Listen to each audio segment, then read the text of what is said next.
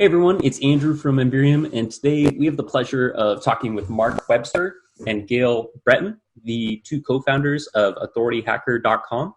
And for those of you who don't know Mark and Gail, they're both very accomplished internet marketers, course creators, and entrepreneurs. And Mark and Gail have been kind enough to give us an inside look at a few of his courses that are built with Memberium and ActiveCampaign. They're also going to be sharing some of the lessons they've learned along the way as they've grown their course and taken Authority Hacker to where it is today.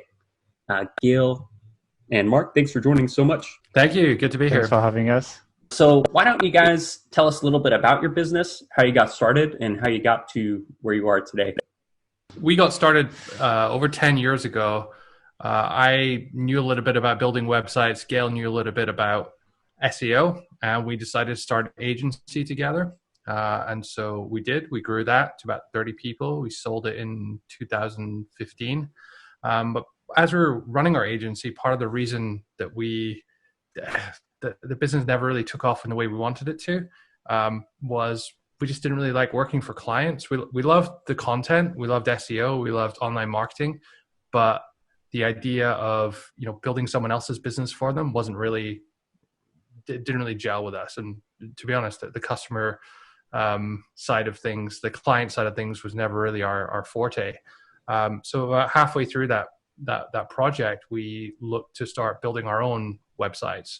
And as we're doing that, we decided to document that process in Authority Hacker.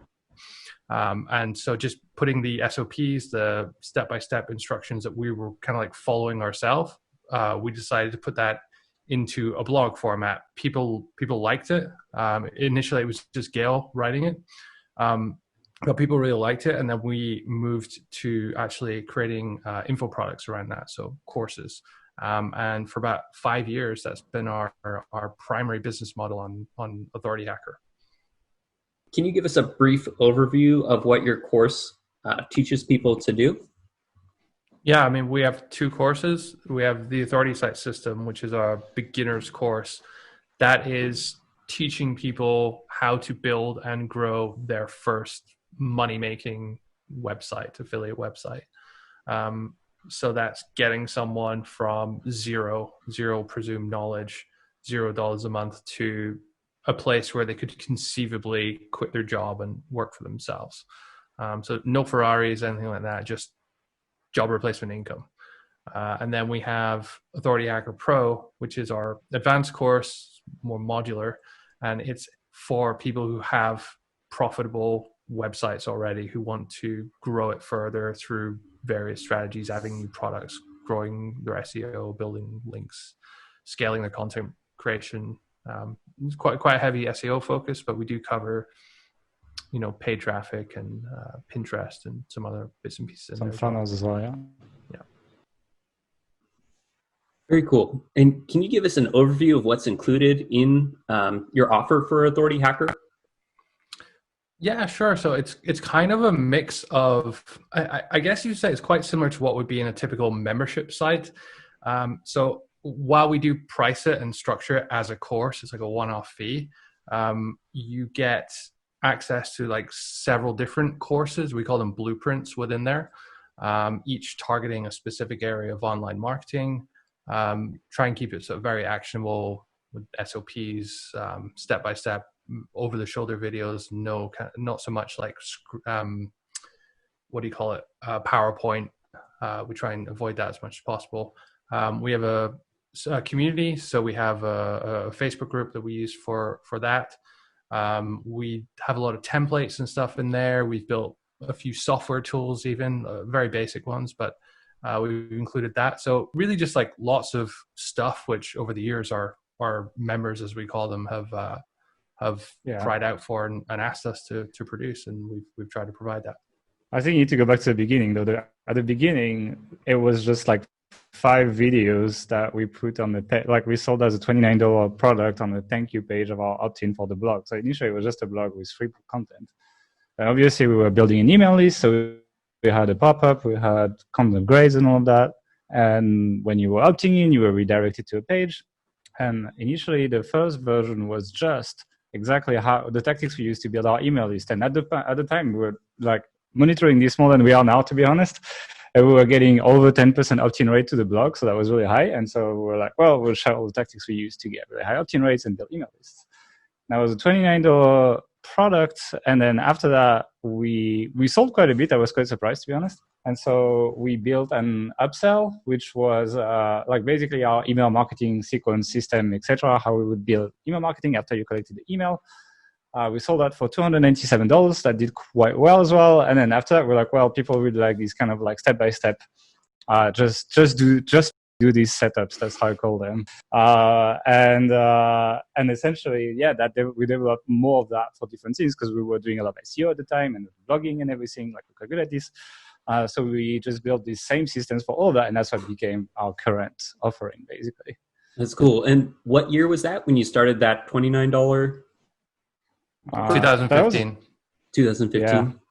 Okay. Yeah, that's exactly what we recommend. Everyone you need to start a minimum viable product. A lot of people see a lot of big internet marketers or people like where you guys are today, and they think they need to have this really complicated, in-depth membership program built out when really they just need a really simple course that they can start selling and proving they can sell it at first. Even before that is building an audience that really likes your content. Once you have that, it's very easy to sell anything regardless of what state it is to people, especially with like a membership.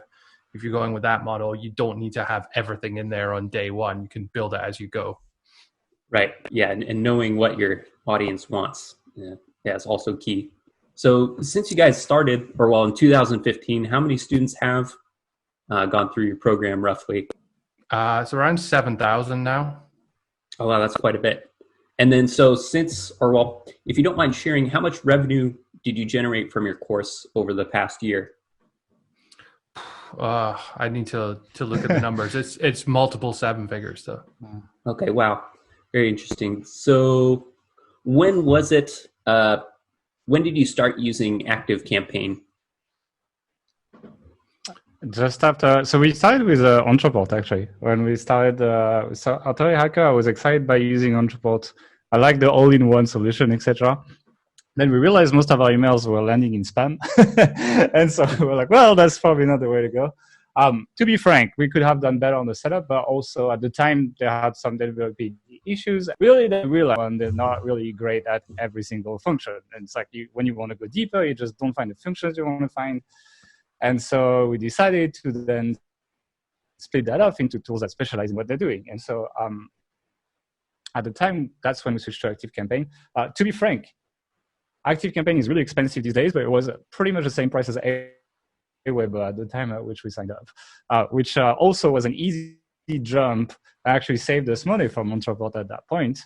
So we were like, well, we're splitting it off. We're going to pay for maybe a membership solution on the side, etc. But because ActiveCampaign is cheaper and it's actually nicer to use, then we're going to use that. It was also a lot slower. It's a lot better now in terms of the servers. So that's essentially, that was maybe a year into the business. So I would say 2016. And at the time, we actually did use MemberMouse for our membership system. And again, we made that mistake of having an all-in-one because it did the checkout and everything. And again, we ran into the same issues. We were like, we wanted to customize the checkout and everything. And well, it didn't have the functions we wanted. So we split again the business. Tinkerers, where we like sort of doing things our way. And if we have an idea, it doesn't fit in the existing platform, it really irritates us. So we're always looking for flexible solutions. I'd imagine with ActiveCampaign, you have quite a big email list. So that would be one of the reasons why it's so expensive for you guys. Yeah, and they've just increased their price over the years as they've added new features and put those into the higher tiers, as most SaaS companies do, sort of as they develop. But it's not just that. It's like we don't use the basic one. We use the plus version, so we can do the Facebook audience stuff as well, because it's quite important for us to be able to put people that are in different lists using automations into different Facebook audiences, so we can show them the right ads. And so it's actually not the basic pricing. It's like the second one, at least on a really big list. So yeah, it becomes expensive. But to be honest, it's like we make the money back. So it's like no regret on paying that bill, even though it's the biggest SaaS bill we have, actually. It's the only SaaS tool that we actually pay yearly because we're so ingrained in it, and we know we're not going to move out of it anytime soon. Right. And I'm sure it automates a lot of stuff for you, and yeah, where you can definitely structure everything. I mean, we use on one of our courses, we use a lot of evergreen scarcity. So we have like a webinar funnel with like real actual deadlines for a discount offer that we put out to new subscribers. And yeah, it's just everything is stored within ActiveCampaign, like all the tags, all the member, even like the deadlines as well. Like the deadlines when the opt-in is used. Yeah. By that. Yeah. That's cool. Yeah. And I'm hoping we can dive into more of that later in the call. Let's see, looking back from when you guys had started, what were some of the main things that helped make the biggest impact in growing your guys' course? So, I mean, first of all, the content itself, it was a little bit different to in the early days. It wasn't very well produced. It was very rough and ready, but it was good. It was actionable. It was stuff that we had learned from doing all of this online marketing stuff on our other sites and for back in the day for our client site. So there's a lot of new, really good ideas there. Like Gail's a bit of a mad scientist, and he's always coming up with these like genuinely new innovations in an industry which typically just copies each other. So I think that was first and foremost something which worked well in the early days. And I also think that there was quite a good like close-knit community of people who are all doing the same thing, like running their own sites, growing their own sites in the early days.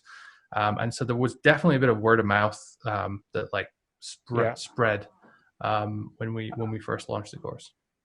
I think positioning was key because, it's like a lot of people talk about online marketing, a lot of people talk about SEO, etc. It's pretty saturated. But when we talked about essentially building these passive income sites or these kind of like affiliate authority site type stuff, like there was not a lot of resources based on that. And the ones that existed were not very good, not very well produced, kind of like the third project that person runs and just like not very well maintained. So we're able to jump into this and kind of like mix essentially the monetization tactics we have with the traffic generation tactics we have, which when they're combined together, they're a little bit different because like if you're monetizing, let's say with affiliate marketing, and then you need to think about the search intent of people that come from Google and how you're gonna present offers to them so they buy, which is different from paid traffic, etc. So that kind of angling was not unique. It existed already, but we put more effort into it at a time when there was not a lot of content. And that allowed us to build a community pretty fast, actually. Very interesting. And so can you walk us through everything as a student in your site and give us an inside look at what your site looks like from a student's perspective?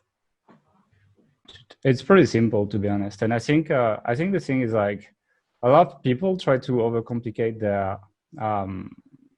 their experience when like people want to Netflix your content, right? They want to binge it. They want access right away. People hate the drip feeding. People hate all that. And so we actually decided to not do any of that. Let me know if you can see my screen now. I can see your screen. So when somebody joins, when somebody joins, they get access to all of your content all at once? Yeah, right away. So the thing is like, yeah, we did do that. And actually they also get 30-day money back guarantee. So we're pretty generous on like people could literally watch the content for 30 days and then request a refund. I'm sure some people do it, given some of the fun we get. But what we try to build throughout our whole thing is like, we're not hiding anything from you. It's all open. And then we build a lot of goodwill as well. That's why people pay one-off but get lifetime updates. And what that does is that builds brand advocates for us, which actually in exchange, when we do a product launch, we see it on Facebook groups, etc. People are like, oh, what do you think of this course, etc. Is this good or something? And then we have like a dozen customers that just flood that discussion. It's like, oh, it's great. And like they update it all the time. And like you don't have any of this bullshit. Like they try to make you go through 12 steps to get a refund if you want a refund, and all the, a lot of tactics that do make money to some companies, but in the long run also builds a lot of defiance towards the brand, we try to avoid that and try to be quite honest. So there is a welcome page. I can't remember the URL to be honest, but the welcome page is just a video of us saying, hey, welcome to the member area. Click on the button below to get started. And you land on this page, which is basically just a list of courses. We are using LearnDash for the completion rate, etc. So you can see I'm at a min now. Normally you don't see the bar here. Mm-hmm. And the member area is built with LearnDash. As I said, it's built with Memberium and it's built with Elementor. So Elementor, what it allows us to do is essentially take over. I'm going to take the authorized site system, because that's probably the most advanced one. So I'm going to click on a course called the authorized site system, which is our bigger course. And essentially, when you land on a course, you essentially get this kind of like homepage for the course itself. You get a welcome video. So like you'll have Mark, for example, that's going to, to welcome you, etc. And then you get the main parts, like you get kind of like a course navigation. So in this case, we built a whole site for this course actually to show exactly people so they can go and check that site. We have built a to-do list for them on Trello so they can click and duplicate that on Trello. We have the Facebook community. People can contact our support as well. So you can see we have the get in touch here. And we also have essentially an ask a question form. Because at the beginning, it's one of these things, right? It's like we were trying to like not talk to people. We're like, oh, they paid us now. We just want to make money. We just want to like give them money, etc. But then we realized that actually talking to customers in the long run actually did better for us and reinforced that kind of like goodwill from people. And we have an update log as well, and we put it prominently here because we push a lot of updates. And so we want people to see that we're updating the course and that stuff is happening, and that if they want to see the updates, they don't have to go through the whole thing. Then we essentially have something pretty classic for course. So you can see this is a big course. There's 120 videos in this course. So yeah. Oh, wow. That's a big lot. one. One question that I had. So you mentioned your contents came a long way from when you had first started. Did asking your customers questions along the way, like how you mentioned with the ask a question, did that help your content evolve over time? You can reply to that, Mark, because you did. Yeah, so I mean, we just recently started doing surveys of our audience, of our members, and we pulled a lot of data out of that, and that's been really, really useful. We're always just like chatting with people and observing feedback. Our support team on our bi-weekly team calls is like pulling in feedback, where if there's anything that's like consistently coming up, like a question that they're answering multiple times, we'll create a video for the course on it so that they can just say, oh, hey, refer to this. So in terms of like serving the content needs, it's been a sort of gradual process, I guess. But we've improved quite a bit. On the other side, so like the content delivery side of things, we started off using these headsets, which are about 5 years old. And like I started recording on my laptop, like just my MacBook initially. The webcam in a laptop, and it was very basic, but people didn't seem to mind that much, and no one was really complaining. Maybe once or twice about the audio, but no one was really complaining. Oh, it's not in 4K or it's not like amazingly produced or something. So I think it's really important just to focus on the actual quality of the content, and over time you will just naturally get better webcams or get better mics and level up that way. But some of our older content in the course is still shot on webcam, and I guess we're okay for some of it because there's a lot of screencasts. But I would say you don't need to worry too much about it being studio level quality on day one. Got it. Or a lot of times, a common mistake people make when they're building a new course or membership site is they create all of their content first before really asking or understanding what their audience wants. And so then when they release the course or membership, they have to go, after they talk to their customers, they figure out they recorded the wrong type of content, and they have to kind of go back and redo their core content.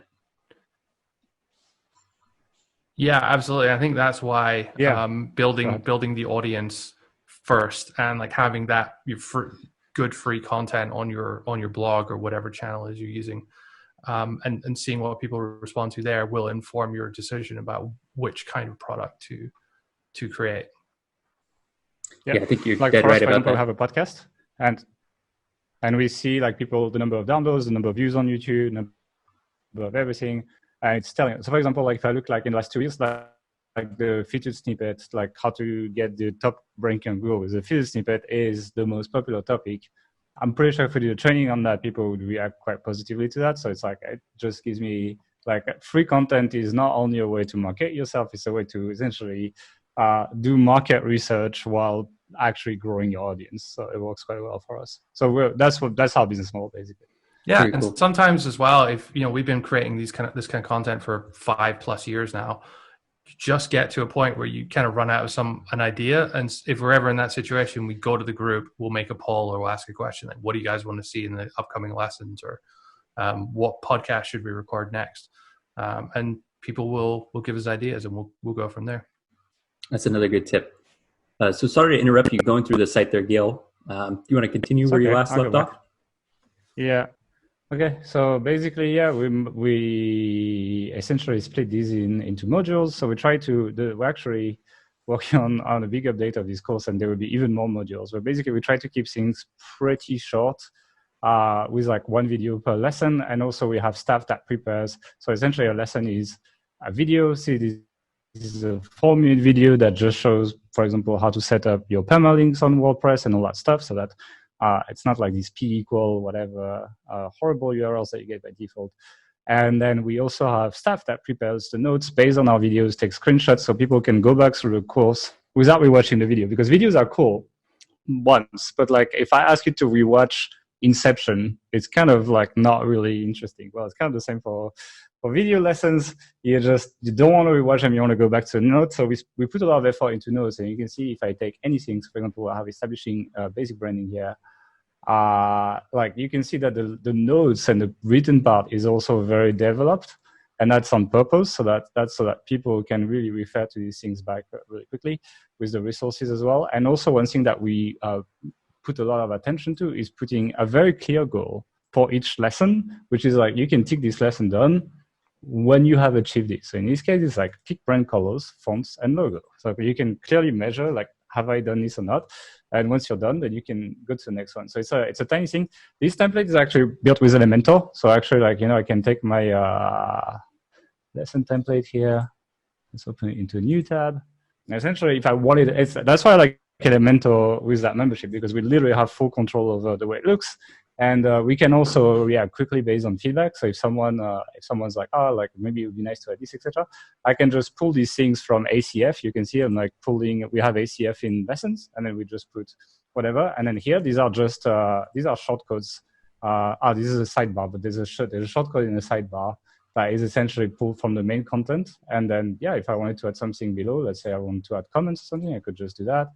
I'm not going to do in this case, but like I could pull the comments here. And then we would be able to have a comment functionality on lessons. So it's really easy actually to do that. So the tech side of things on this membership is actually quite nice to use. And I like it quite a lot. So yeah, that's basically, it's pretty simple basically. And then people can just go through all of these. This is the new LearnDash, which you guys integrate with really well. One thing that we do as well is we have templates. So here, for example, we talk about a single review template, and actually we prepare Google Docs for people so they can click, and you can make these special links that just make a copy for people, so that you don't get 1,000 requests for editing like you do when you create Google Docs for people. And then people can just essentially fill the blanks in these templates and use this in their business. So we spend a lot of time publishing templates, and people really appreciate these. Really, that's the main, it's very basic, that's the main member area, and that's one course out of like many courses in here. As you can see, there's quite a lot already. We have 300 plus videos, Mark. How many? Over 400 now, yeah. Yeah, so there's 400 videos in this member area.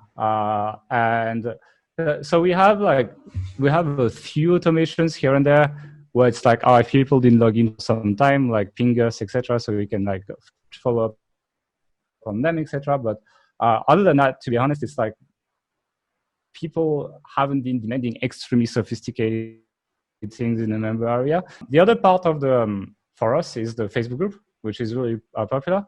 One thing I didn't mention as well is we release weekly updates to our course. So for example, this is the video that I published literally 3 days ago. So we kind of tested with that. Initially, we were just linking to member area, but we were like, actually, it doesn't matter. We just want our members to consume the content. So we also published the video on Facebook, on the Facebook group, and then it's also linked inside the video in the member area if people want the notes, for example. So if I click on this link, if nothing breaks, it should take me, yeah, and people have the notes with everything. So we have that as an announcement every week. There is our podcast that people can go and check. And then there's all the discussions and questions people have regarding it. So for example, this is a tool to speed up a website, NitroPack. People are talking about, their experience with their sites and Google updates and things like that. But the community is really, really active, and it's been quite nice. So that we're pushing people a lot to that. We've also found that people who join the community have a much lower chance of refunding. So pushing people to a community when they're on board is really a good idea, actually. So we actually looked at the numbers a couple of years ago, and we found that of everyone who refunded our courses, over 90%, I think it was like 93 or 94%, never joined our Facebook communities. So for us, that was a big signal that we need to get these people in the groups, because there's a lot of value there. They'll interact with other people and hopefully refund less. So we looked at ways to do that. We changed some of our onboarding sequence just to make it more obvious how to join the group, where it was. And we also started using a tool called Bonjoro, which is a tool where you can send, it's a very simple tool that allows you to send video face messages to your customers in a sort of semi-automated way. I mean, you still have to record each one individually, but it makes it really, really easy. So whenever someone signs up for our course, there's an automation which will create a new Bonjoro to do, and then one of our support team will go and make this video for someone. They usually get it within 1 to 2 days of when they actually sign up. And one of the tasks when the support person's creating that video is that they'll check whether the individual, the customer, is in the Facebook group or not. And if it's not, then they can put a little call to action next to that video, and they'll say in the video, hey, make sure you join the Facebook group and stuff like that. So it's hugely important for us to do that. That's pretty cool. That's a nice personal touch. Was there anything else critical with the onboarding that you found? For instance, getting them to log in for the first time or consume a certain amount of lessons? So they automatically logged in, actually. When they check out, we have an automatic login redirect. So they are in a member area as a redirect after the checkout. So we don't have to force them to log in. They are in there already. And then we can just monitor if they're coming back or something. But normally that is done manually by the person that is recording the video for the new customer anyway a few days later. So we can check where they're at when we record that video and make sure everything went okay. And essentially it's part of the support job. So like they're producing quite a few videos per day now. It's like they actually set up a studio now with like a proper camera and everything as well. So they just do these welcome videos for every single member and can check if they logged in, if everything is okay, have they joined the Facebook group, all of that. It feels very, very personalized. And that, I think that well, since we've done that, the refund rate has dropped massively, actually. Yeah, I think there's also like a bit of a psychological change that we've had over the last 18 months. Prior to this, we're almost of the opinion like we don't want to bother people too much in case they refund, which is a terrible mentality to have when you think about it. But we've kind of flipped that around, and we actually want to like remind people now that as soon as they buy that, this refund offer, this 30-day no questions asked refund offer, it's still available to you. And that kind of like heads off any buyer's remorse which someone has immediately after buying. Everyone, when they buy something, when they check out, there's a little bit of buyer's remorse, like did I make the right decision? So we want to try and reassure people that, hey, yes, everything that we've said on the sales page, everything we promised is true. Like, and this, you still have this. I think that kind of like makes people feel a little bit more at ease in their first few days. And then do you try to help them achieve an outcome as fast as possible after they join, or trying to get them some type of a quick result after joining? Is that part of your onboarding strategy too, or? No, it's not. And there's a couple of reasons for that. One is Authority Hacker Pro, our advanced course. It's not a linear course. It's very broad, so everyone joins it for different reasons. With our beginners course, the Authority System as well, it really depends on your kind of like experience level, and like some people can actually get through it quite quickly, but for others who are really new to this, like they have to go pretty slow. What we have done, and this is a result of the survey which we did a few months back, is we found we looked at both what people said they were getting stuck at and what the data we were able to extract from LearnDash was showing us. And it wasn't amazing data, but we kind of got a good picture of it. We found that people were getting to a very specific point at the end of, I think it was like the second module, and they were often getting stuck there. So we've added a new automation just a few weeks back, where whenever someone gets to that point, they'll get another Bonjoro video message saying, "Hey, I noticed you just got to point X. Were you able to," and then like they'll talk about the objective of that module. Were you able to choose your niche? Let me know if you need us to sense check it or something like that. So we're playing around with that stuff. We're still tweaking the exact implementation of how and when we do it. But yeah, we recognize that's very important. That's cool. And do you guys do any automated email follow-up with LearnDash and Memberium's integration with LearnDash? We don't do it for members. We don't do it automated. We send them like kind of like a newsletter now with like the new content, the best discussions on the Facebook group, but it's manually curated. We haven't automated that. It's like maybe we should, but essentially, yeah, we haven't felt the need so far. But that's okay. We know the functionality, we just haven't used it. I would say it makes me think about it now. You know. I would say we have felt the need to do it. It's something we have something in our backlog of this like onboarding project which we're working on, but there are other more important things we have to work on. But I think later this year we'll be. There's a big list, yeah. Yeah. What Gael was saying though is it's not really an automation; it's just a broadcast. And this has been really, really well received. Is because Facebook groups, Facebook communities are not. I mean, they're great for engagement because everyone's on there, but they're not so good for like finding information in the same way like a forum would be. So if you're not on Facebook the day or the day after a good discussion gets posted, the algorithm might not show it to you. So what we found is that by emailing people like a monthly digest of, or emailing members a monthly digest of, here are all the new lessons or new updates or whatever else you may have missed. And then here are 7 of the best community discussions. And we'll just link to each discussion so that people can find them. That kind of thing has been really well received. That is smart. Yeah, that makes sense, especially when you're making that many updates to your program. A lot of online courses out there have issues with low course completion rates and low engagement. In your experience, what's helped improve your course completion rates, or what things have helped improve the overall engagement with your program?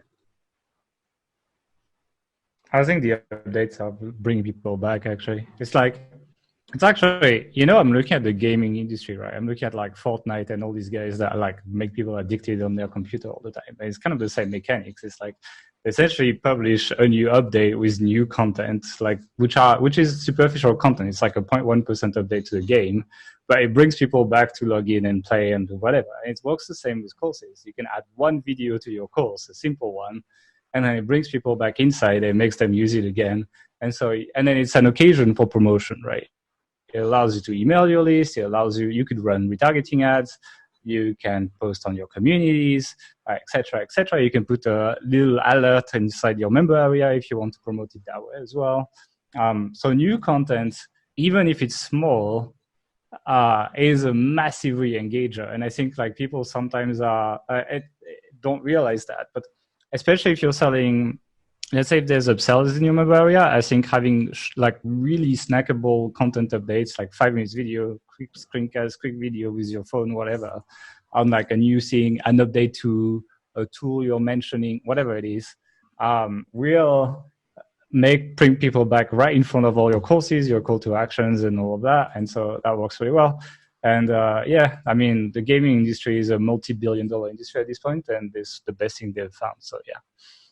I think as well, we've done a lot in the community to kind of make it more than just a Facebook group of a course. So it's little things as well. Like we got a lot of Authority Hacker T-shirts made up lately, and people just went absolutely crazy for them.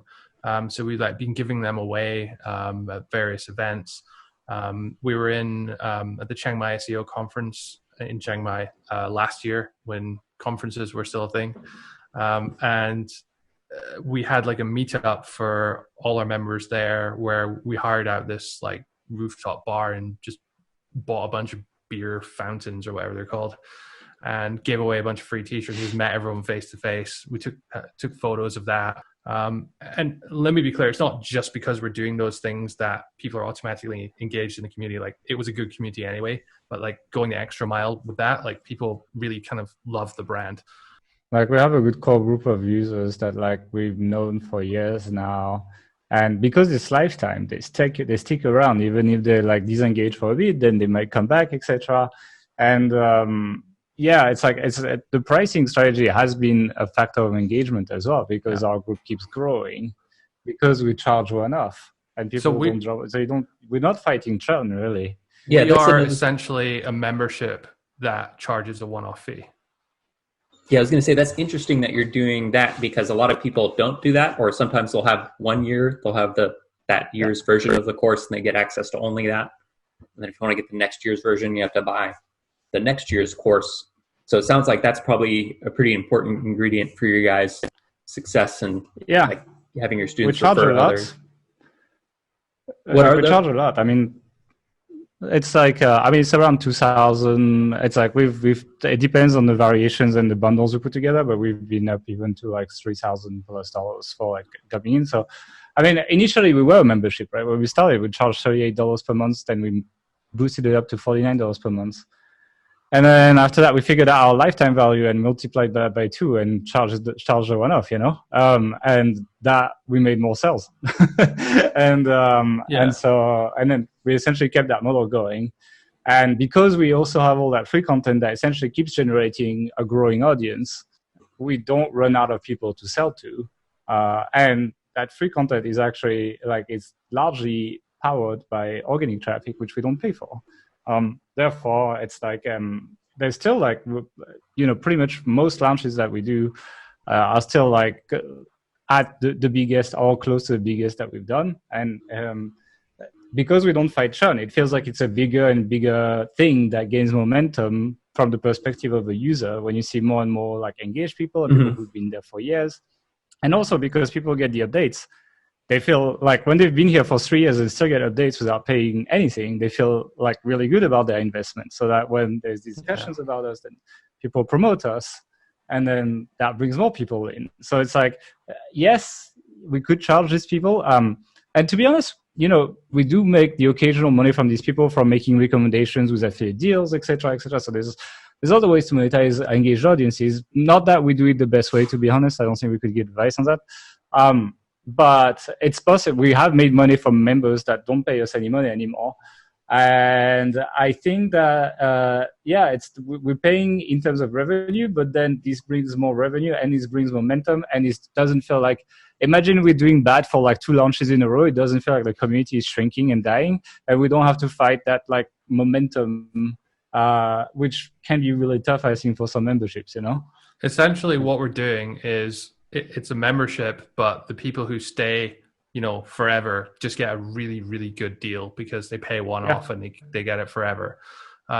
Everyone else pays the same or a little bit more or whatever, but they're still only paying one-off and they have access forever. They can, we had this guy, Alistair, he went away for 2.5 years. No one saw him. And then he realized he let his sites go. And then he came back. I was like, guys, I need to start working on my sites again. I'm back. And he paid I don't know, $300 or something in 2015. And so he still has access. That's a really good. And now he has the members, Builds a lot of goodwill from your most engaged, long-term users to give them essentially the best deal. Got it. This wasn't some kind of amazing strategy that we had all along. I mean, we did go full membership and then we went the other way and we got payment plans and we've bounced around a lot and just kind of ended up on this because it feels the most comfortable for us, I think. And do you operate on a yearly launch model or do you sell all your courses on an evergreen basis? One of our courses is on evergreen. As I mentioned, we have a evergreen scarcity. We use deadline funnels for that, for a discount offer, which is available. But you can go to the site anytime and buy it. The other course, Authority Hacker Pro, is our advanced one, is only available on a launch model. And we launched that twice a year, basically. Twice a year. Yeah. Although there was one point when we didn't launch it for a year and a half. So, yeah. Got it. Oops. And then after somebody finishes Authority Hacker Pro, are there any other higher level products that someone can buy from you, or that's it? Not at the moment. We did have like a higher tier platinum version of that in the past. And it's possible we'll bring that back at some point in the future, but not for now. We've obviously discussed it because there are people that have asked us for more. But any content ideas or any ideas we come across would always involve us spending a lot of time doing it. So like one-on-one coaching or masterminds or something. And that's not something we really want to do. I think if we just spend more time concentrating on building really, really good products, that's going to be more enjoyable for us and serve the business better as well. That's good. Yeah, sometimes creating other products like that can be more of a distraction. And so focusing on the main thing is the main thing to focus on. Yeah, we're very much just do one thing really, really well. So that's our kind of strategic approach to it. That's cool. And so do you guys offer any scheduled live training sessions with your course, or is it entirely self-paced and you just release the lessons pre-recorded ahead of time? No, it's entirely self-paced. So we don't do any live training like that. We have done webinars in the past, which had a bit of kind of Q&A, but quite a lot, all of it is just video tutorials, screencasts. So yeah. Cool. And then so we hate fluff, so we like that we can edit the fluff out. Like then it's very clean what we deliver, and it's like when you do live, it's cool, but you end up with a lot of fluff. Right. And people can ask us questions on the Facebook group. I agree too. So Gail, is there anything else interesting you think would be worth mentioning in your WordPress site, or anything else that you're doing with Memberium that you think would be worth mentioning to anybody listening? Not really. I mean, the thing is, like, as I said, we kept it pretty simple. Memberium is like, for me, it's like this silent team player that just like does what we need every time and doesn't mess it up. And I don't need it to be complicated. I just need it to do its job properly so I can focus on running the business. And it's been doing exactly that. So are we doing the most advanced stuff with it? I don't think so. But because the whole site itself and the marketing campaigns that are tied to it are complicated and or are tied to us spending money to make this work, that's basically been it for us. But like in terms of technical settings, I don't think there's anything that people would be very impressed. The auto login, I guess we're using the auto login setup plugged with you can generate the URL with the member ID, etc. And we use that as a redirect. It works perfectly as well. That allows us for people to engage directly with the content, which I really enjoy. I think people enjoy as well. They don't have to like even pick a password or anything. It just logs them in directly, sends them the password, does all that. I think that's pretty clean the way you guys built it. And I think I would recommend people use that function. It makes the whole checkout onboarding process very easy, and you can take over with WordPress. Yeah, when somebody buys, if you send them back to their email inbox, there's a lot of opportunities for them to get distracted and then never end up logging in and then forget that they purchased the course. So in terms of... Yeah, it's a big deal. Are there any other important plugins or software that play a critical role in helping you run your business? Well, I mean, obviously we talked about Deadline Funnel, Webinar Jam, every webinar that we use, like all our evergreen setup. And Opt-in Monster. So we use Opt-in Monster. We have an integration that takes the emails, throws them into every webinar.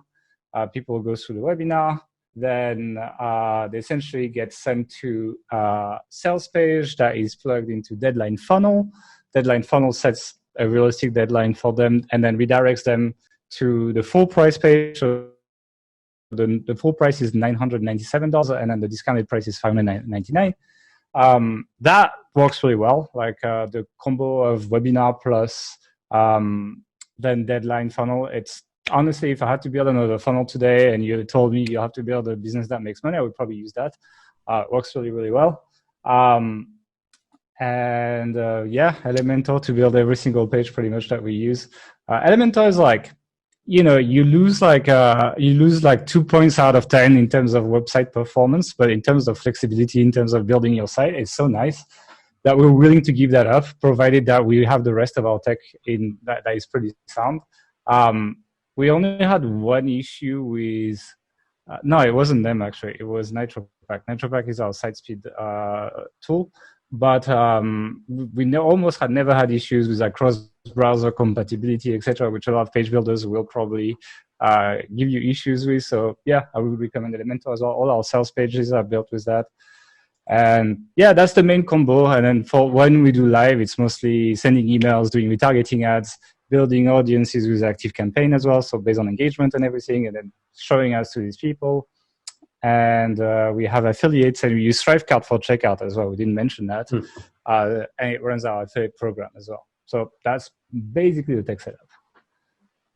Very cool. And so you kind of indirectly answered this, but what's been your best sales strategy for attracting new customers for your course? So it's basically people Googling stuff about stuff that's related to our niche. So maybe like how to build an Amazon website, affiliate website, for example. Like they'd be Googling that. We have a really good blog post about this, and then we have an opt-in, very often in the form of an opt-in pop-up, so that would be run by Opt-in Monster.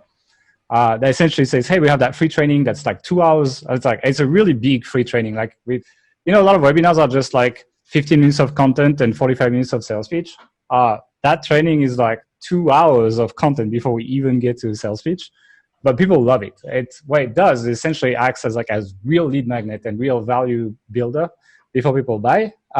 Also what it does, it self-segments the audience. Like, it's unlikely that if someone's not willing to go through a really high quality free training, they will pay for training.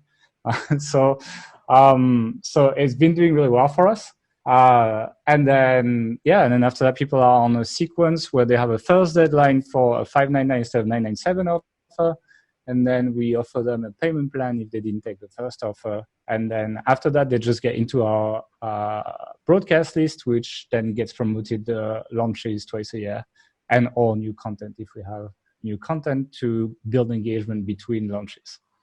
So that's what's working for us. That's by far our biggest lead gen.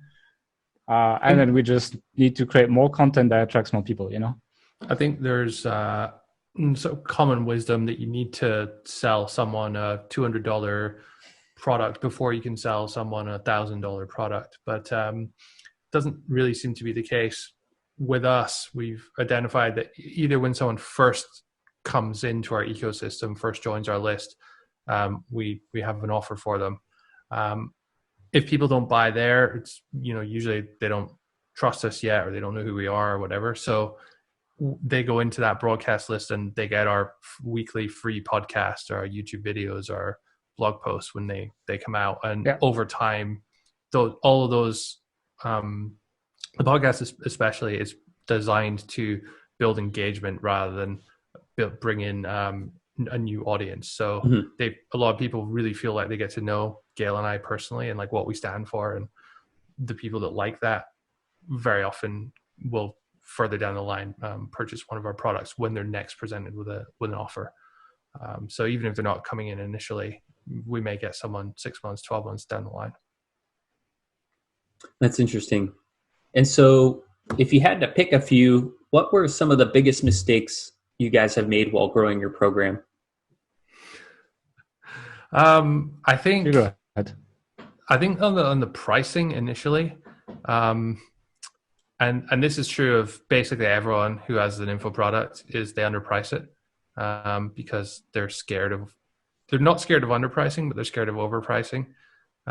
When the kind of business damage is more or less the same with those two decisions. And really, like every time we've increased the price, it hasn't affected conversion rate. It's sometimes even gone up. So I think that raising your prices earlier is probably the number one thing we should have done way back in the day. Aside from that, I don't know. It's mostly been like there's a few tech hiccups here and there, or we messed up a launch because we weren't testing a landing page. We messed up properly the sales page on sales page on iOS. iOS Safari browser. Whenever you have a launch, you just have to like triple check everything. So we have a lot of like checklists and SOPs and stuff. There's a lot of redundancy in there. Still something breaks every time. Yeah. But you get better at fixing it faster. So yeah. A couple other quick questions. What theme did you guys use for your site? I don't think we covered that. We use Astra. We use it's like a pretty basic WordPress theme that's like quite well made. It's not the fastest, but like it's been a good combo of like functionality and like optimization. If you want to go absolute fastest, I would go. Yeah, they have CSS for LearnDash out of the box in there, which is nice. If you want absolute fastest, I would probably go GeneratePress. GeneratePress is like probably the lightest theme that you can use at this point, I think. I mean, I'm sure someone's going to prove me wrong, but Cadence is getting really good as well these days. But Astra is what we use for most of our theme. We love Astra right now. And it's like with Elementor, like being able to take over whatever part of the site you want. The theme choice you make, I mean, you just want it to not be on the way, really. It's the most important for us. And you want it to not slow down your website, because Elementor allows us to redo the header, the footer, the post template, whatever we want, if we want to take it over for any part of the website. So, yeah. Yeah, Elementor is the best. So in terms of customer service, do you have any advice that you could share on how you guys handle customer service? Pick a really good tool to organize it. We made that mistake of using a system called Crisp, which we found on AppSumo back in the day, and it was horrendous for what we need. It was like a live chat, and we were trying to use it as a ticketing system, so it was kind of our fault. But when we switched over to Help Scout, just because everything was so well organized, and little things like when you click on someone's email address in there, it automatically copies it, so it's easier for support people to enter it in our database if they're searching for something, or the analytics you get out of there, so you can check weekly, like how long is it taking you to first answer someone's or first respond to someone. So we looked at our KPIs there, and we just started measuring it, and what gets measured gets improved. It went down from like 2.5 days or 2 days on average to like about 1 to 2 hours during business hours these days. So really, it's just small, having the right platform, having the right tool in place, and then small incremental improvements.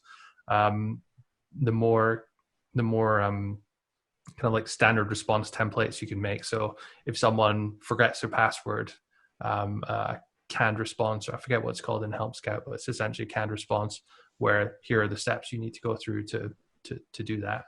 And you can just fire that off to people. So like 60 to 80% of responses will fall under that. And then that allows you more, or your support team, more free time to spend a lot of time helping the people that really need help.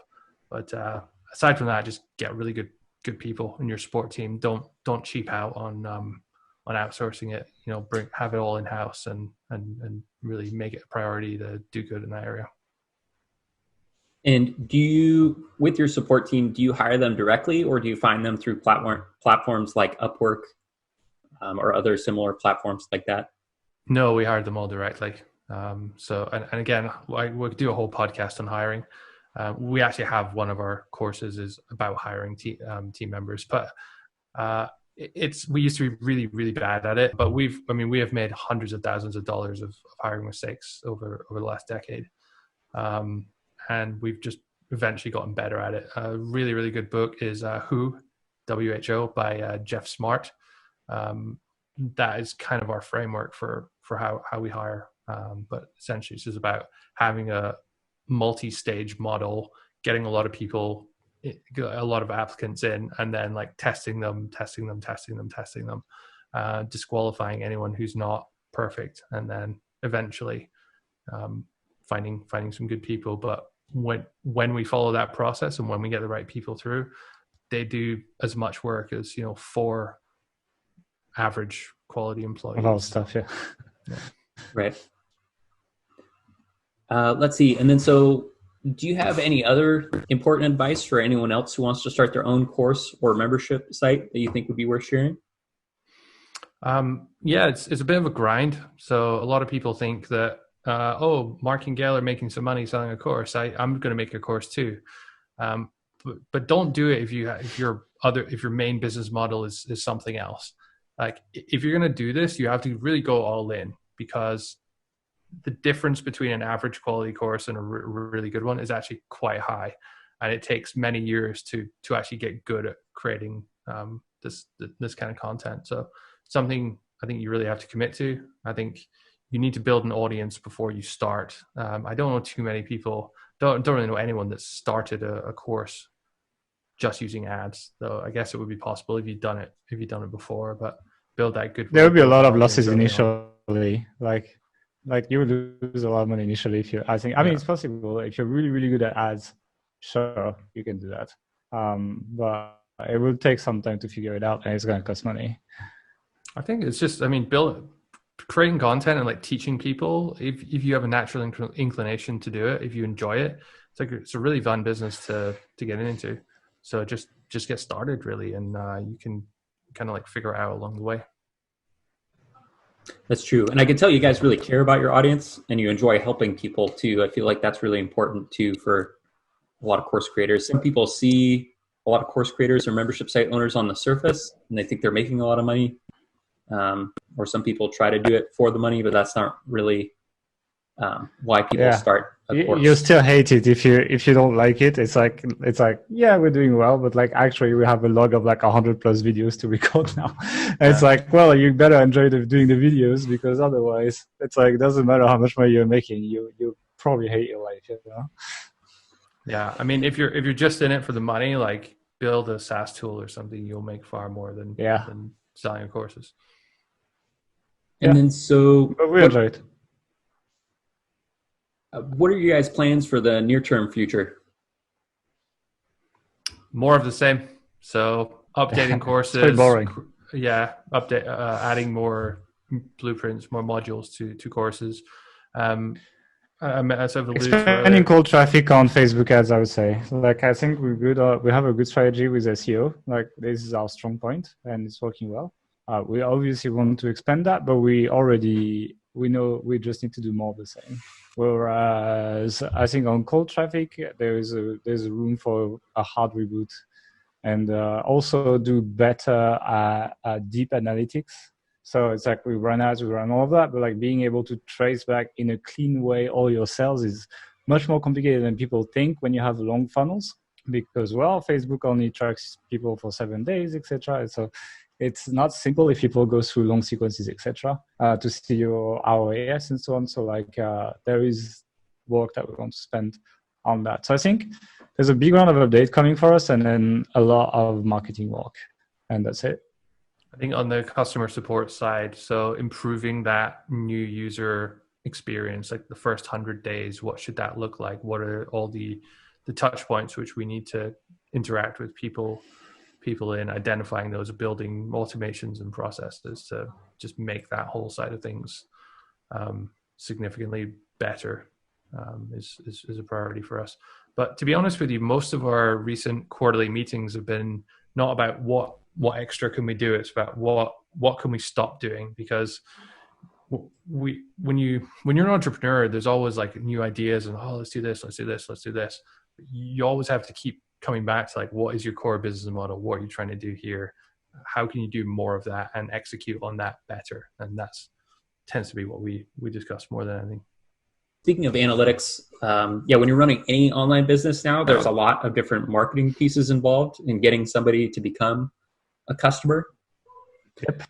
So how do you guys, or let's see, I think I read somewhere you guys use Wicked Reports, or am I wrong about that? We did for a while, but we kind of, to be honest, it's our fault. We didn't maintain it properly, and then it just got out of sync with reality. And then now we need, as I said, we need a hard reboot on this. But we did use Wicked Report for about 2 years.